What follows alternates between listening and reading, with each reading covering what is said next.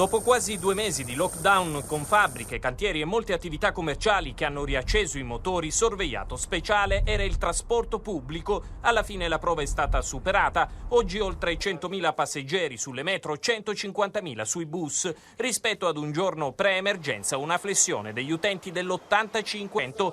Alcuni disagi si sono registrati nelle prime ore del mattino nelle stazioni metro più periferiche, dove non è stato semplice rispettare la distanza di 1 metro. Questa la coda da Nagnina, tra le più affollate.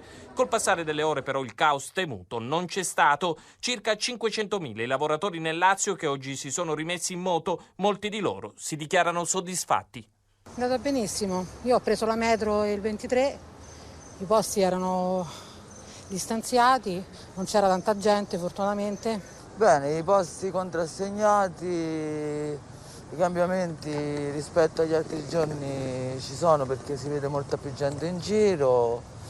Per tutti mascherine obbligatorie, 1.300 i bus in strada nella capitale, 4.000 gli autisti su 3 turni. A controllare stazioni ferroviarie, fermate bus e metro, centinaia di uomini tra forze dell'ordine addetti ATAC. Per le vie di Roma più biciclette, traffico più intenso rispetto ai giorni scorsi. Insomma, prevenzione o timore, molti romani hanno preferito spostarsi evitando i mezzi pubblici, ma si sono viste anche più cinesche alzate, un lento e graduale ritorno alla normalità. Ci sono le regole, ma in realtà la differenza la fa come noi individualmente, ciascuna persona si difenderà dal virus, perché è evidente che se la curva comincia a risalire c'è il rischio di rimettere indietro le lancette dell'orologio e di ribloccare nuovamente tutto. Ieri, in vista della ripresa delle attività, anche il prefetto di Roma, Gerarda Pantalone, aveva fatto appello al senso di responsabilità dei romani. Oggi è arrivata un'altra risposta positiva.